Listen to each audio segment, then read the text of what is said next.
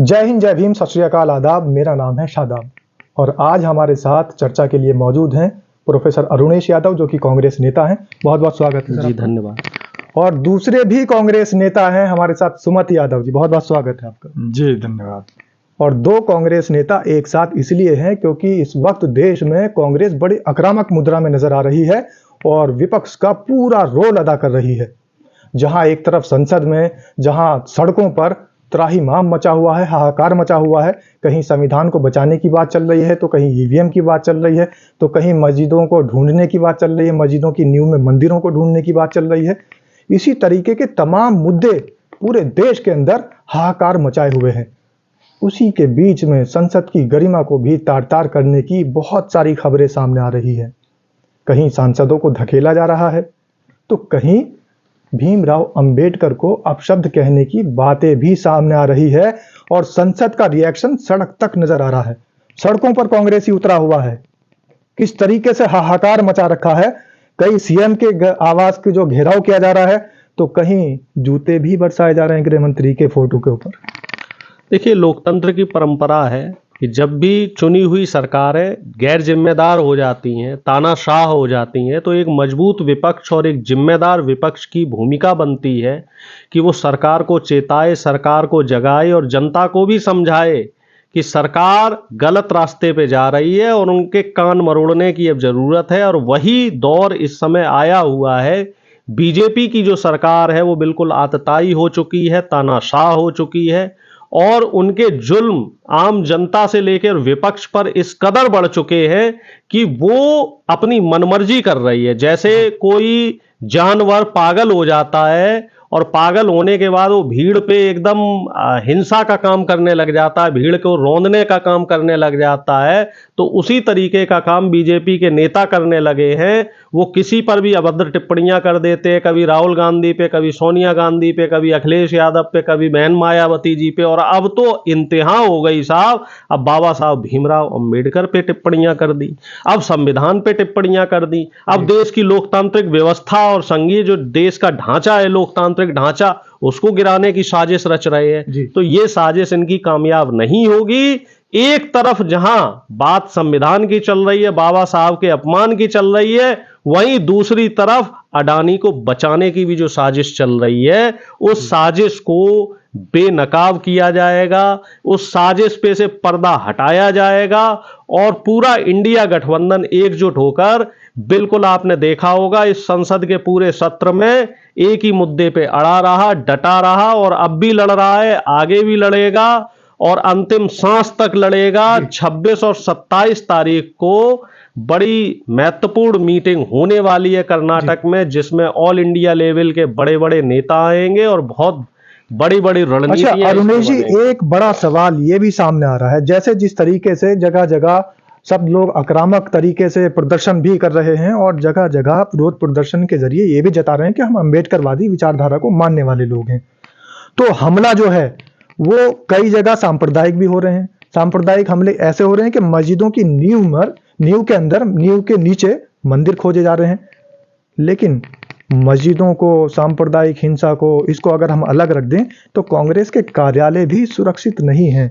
ये पहली बार ऐसा हो रहा है कि विपक्ष पार्टी के कार्यालयों को जलाया जा रहा है, तोड़फोड़ की जा रही है और यहाँ तक के बड़ी एक दुखद सामने खबर आई थी उत्तर प्रदेश से, एक कार्यकर्ता को मार भी दिया गया। माफ कीजिए, 2 कार्यकर्ताओं को मार दिया।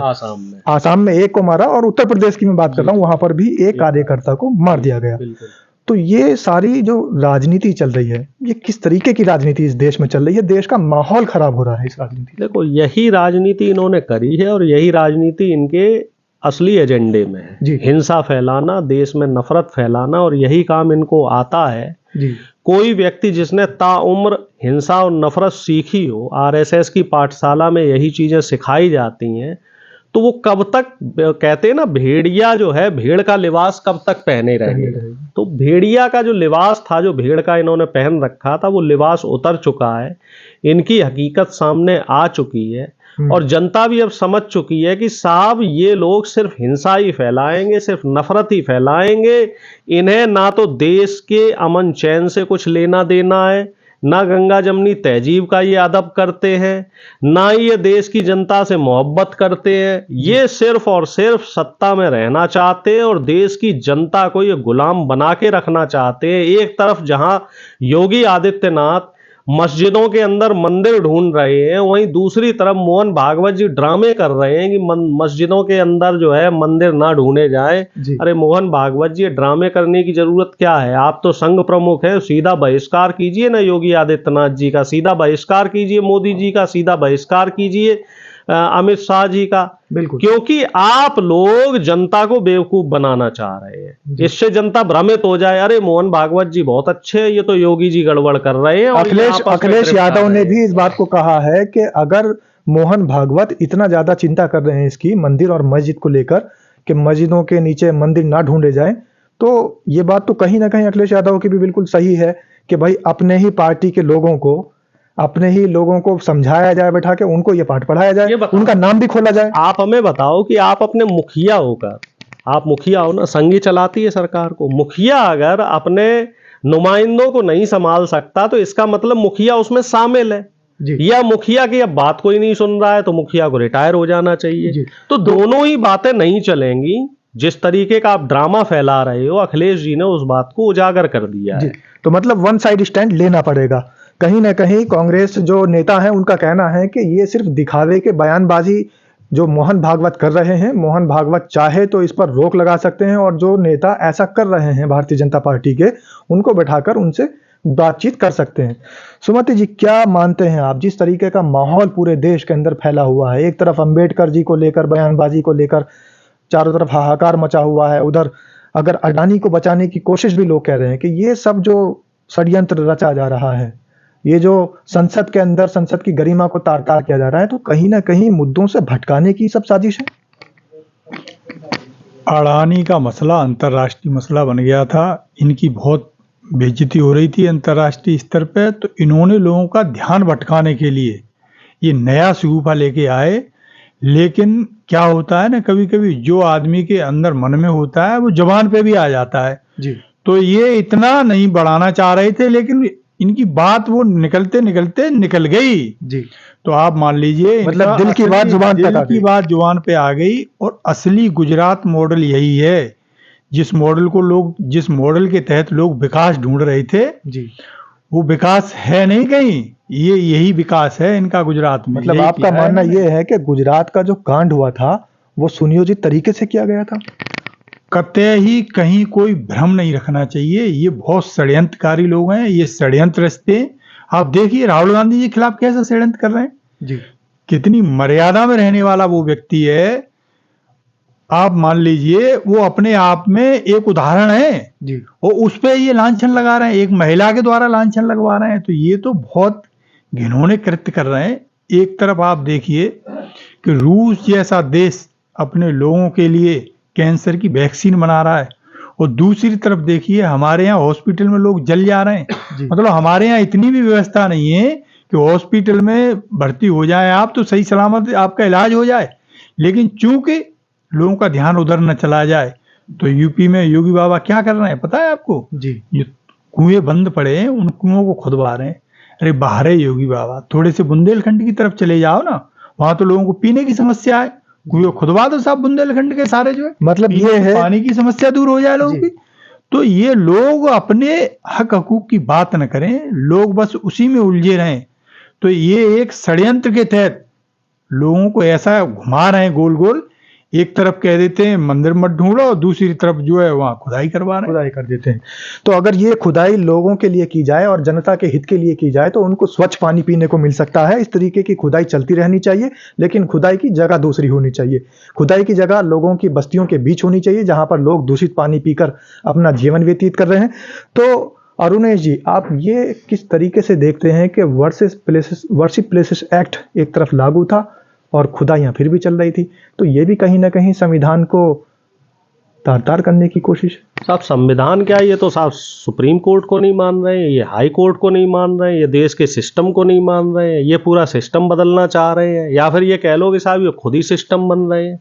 जैसे यूट्यूब रील पे कुछ छपरी टाइप के जो यूट्यूबर हैं जो अपना सिस्टम बनाते हैं कि भाई का सिस्टम, तो उसी तरीके से बाबा जी अपना सिस्टम बना रहे हैं, मोदी जी अपना सिस्टम बना रहे हैं कि साहब हम ही सिस्टम है जी। ये होता है हिटलर शाही, और हिटलर शाही कम से कम इस देश में तो नहीं चलेगी। बाकी जहां आपको चलानी है चला लो, अपनी नागपुर की पाठशाला में चला लो, लेकिन इस देश में हिटलर शाही हम नहीं चलने देंगे। आपको तो गरीबों अगर के हिटलर लिए शाही नहीं चलने देंगे तो आपके नेता धक्का मुक्की करेंगे क्या? राहुल गांधी ने जिस तरीके से 2 सांसदों के साथ धक्का मुक्की करके उनको आईसीयू में पहुंचा दिया, अब हो सकता है कि उनके फेफड़ों के इन्फेक्शन और न जाने कौन कौन से इन्फेक्शन की रिपोर्ट भी आ सकती है, क्योंकि जिस तरीके से उनकी पट्टी बढ़ती जा रही है सारा देश देख रहा है। देखो साहब, ये तो बड़ा चमत्कार की बात है कि थोड़ी सी जो सर पे खरोंच थी वो इतनी बड़ी पट्टी में बदल गई, और ऐसे चमत्कार मोदी जी ही करवा सकते हैं। जब डॉक्टर की रिपोर्ट कह रही है कि बीपी नॉर्मल है, चोट नॉर्मल है, सब कुछ नॉर्मल है, तो आखिर वो आईसीयू में बैठ के कर क्या रहे हैं? जी। डॉक्टरों ने खुद बोला है, और खुद बीजेपी के सांसद जो राजपूत जी हैं उन्होंने कहा है कि राहुल गांधी ने धक्का नहीं दिया, धक्का पीछे से आया था। जी। और इतने दिनों से जब कांग्रेस के नेता संसद के बाहर धरना दे रहे थे, प्रदर्शन कर रहे थे पूरे सत्र में, जी। किसी भी दिन घटना हुई नहीं हुई। ये लोग अमित शाह जी के समर्थन में पहले दिन ही संसद के बाहर खड़े हुए और पहले दिन ही घटना हो गई। इसका मतलब इनका षड्यंत्र था और इनकी साजिश थी कि हम लोग आपस में धक्का मुक्की करेंगे और एक दूसरे को घायल कर लेंगे, और इल्जाम किस पे लगाएंगे? राहुल गांधी पे लगाएंगे, कांग्रेस के नेताओं पे लगाएंगे। और ये साजिश है, मैं तो कह रहा हूं, बड़ी जिम्मेदारी के साथ कह रहा हूं, वीडियो फुटेज निकलवाओ और उसमें आपको दिखेगा कि बीजेपी के नेताओं ने ही बीजेपी के नेताओं को धक्का दिया है, और पूरी स्क्रिप्ट पहले से लिखी गई थी, मोदी जी ने स्क्रिप्ट लिख के दी मतलब थी। आपका कहने का मतलब है धक्का जो दिया गया है वो मामले को, मुद्दे को रफा दफा करने का धक्का लिया गया धक्का और दिया गया धक्का, जो न्यूटन का नियम है, वो दोनों बीजेपी के नेताओं द्वारा किया गया है। इसमें ना तो इंडिया गठबंधन के किसी नेता का हाथ पैर है, ना राहुल गांधी जी का इसमें कोई हाथ है, ना कोई सहयोग है। अगर राहुल गांधी जी इन्वॉल्व होते तो आपको क्या लग रहा है ये वीडियो फुटेज नहीं देते अब तक भाई साहब ये राहुल गांधी जी पे तो 50 धाराएं लगा देते। हालांकि किरण रिजिजू का बयान आया था कि ताइक्वांडो और कुंफू और कराटे राहुल गांधी ने इसीलिए सीखे हैं। अरे वो बेवकूफ लोग हैं, चाहे किरण रिजिजू हो, चाहे मनोज तिवारी हो, अनुराग ठाकुर हो, चाहे दीदी कंगना रनावत है, ये सब मूर्खों का जमावड़ा है। इनको सिर्फ और सिर्फ सस्ती सस्ती वो जो यूट्यूब पे और इंस्टाग्राम पे चलती है ना, लोकप्रियता के लिए रीलें बनानी है। ये अपनी वहां पे संसद में रील बना रहे हैं, ना इन्हें देश की जनता से मतलब है। बताइए कितना पैसा खर्च होता है संसद के एक एक मिनट की कार्यवाही पे, उसकी चिंता ही नहीं है। संसद ही नहीं चलने दे रहे, देश के लिए काम नहीं होने दे रहे, और इल्जाम किस पे लगा रहे हैं? कह रहे साहब विपक्ष नहीं करने दे रहा। वैसे ही बात काम हो गया ना, घर की बहू जो काम नहीं करती वो फिर सास में कमियां निकालेगी, ननद में कमियां निकालेगी, कहीं देवर में कमियां निकालेगी। वही काम बीजेपी का है। बिल्कुल। तो कांग्रेस नेता अरुणेश यादव कह रहे हैं कि जितने भी भारतीय जनता पार्टी के नेता हैं, ये जो बयान दे रहे हैं या जिस तरीके की धक्का मुक्की की बात ये कर रहे हैं और राहुल गांधी पर आरोप लगा रहे हैं, ओछी मानसिकता का इनका परिचय है। और कहीं ना कहीं इन्फ्लुएंसर जैसे यूट्यूब वाले अपने आप को फेमस करने के लिए रील बनाते हैं, उस तरीके की रील बना रहे हैं। सुमति जी, लास्ट आपकी प्रतिक्रिया। देश के अंदर समस्या ये है कि संसद पर लोगों का भरोसा रहता है और संसद की कार्यवाही को लोग बड़े ध्यान से सुनते हैं, लेकिन संसद में जब इस तरीके की घटनाएं सामने आएंगी तो हमारे देश का विश्व में क्या मैसेज जाएगा? क्या विश्व गुरु कहलाएगा हमारा देश? ये बहुत बड़ा षड्यंत्र है। हमारी संसद को जो है ये बदनाम करना चाह रहे हैं। यही तो निशानी है कि ये देश को राजशाही की तरफ ले जाना चाह रहे हैं। लोगों के मन में इतना वो भर दो, अरे साहब संसद में तो कुछ होता ही नहीं है, अरे साहब ये तो सब ऐसे ही लोग हैं। ये समझ लीजिए आप, जो है ये स्टार्टिंग है अभी। ये देश को लोकतंत्र की बजाय राजशाही की तरफ ले जा रहे हैं। लोकतंत्र में ये हमें अधिकार होता है कि सरकार कुछ गलत कर रही है तो हम देश के नागरिक उसका विरोध कर सकें, उसके खिलाफ धरना कर सकें, प्रदर्शन कर सकें, सरकार को बता सकें कि आप ये गलत कर रहे हैं। दिल्ली में एक जगह होती है जंतर मंतर, आपको पता हो वहाँ हमारी जो है बेटियां धरना दे रही थी, तो इन्होंने वहां से भी खदेड़वा दिया था जी।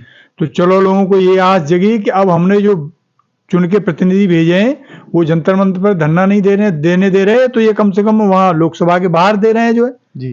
तो अब ये देखो लोकसभा के बाहर भी नहीं आवाज उठाने दे रहे हैं। अरे भाई ये जो सांसद हैं ये 15 से लेके 18 लाख लोगों के प्रतिनिधि हैं, ये वहां लोगों की बात कह रहे हैं, लेकिन नहीं साहब जो है हिटलर शाही से देश को चलाना है, तो देश के लोग आगाह हो जाएं। अब जो है ये मुझे लग रहा है लोकतंत्र को अब ये राजशाही की तरफ ले जाने का पूरा एक षड्यंत्र है इस गुजरात लॉबी का। जी, ये बात कर रहे हैं कांग्रेस नेता कि गुजरात लॉबी हावी है और गुजरात लॉबी पर जो और विपक्षी दल हैं वो भी आवाज उठा रहे हैं, और साथ में जो भारतीय जनता पार्टी के साथ सहयोगी दल हैं जो सरकार में उनके साथ समर्थन लिए हुए हैं, उन पर भी एक निशाना कस रहे हैं कि कहीं ना कहीं वो भी सुधर जाएं, वो भी संभल जाएं। उनको भी आगाह कर रहे हैं कि गुजरात लॉबी एक्टिव हो चुकी है। हालांकि आवाज की बात है, अभिव्यक्ति की आज़ादी सबको है, लेकिन आवाज ही दबाई जा रही है और आवाज को दबाने के लिए धक्का मुक्की जोरों शोरों से है।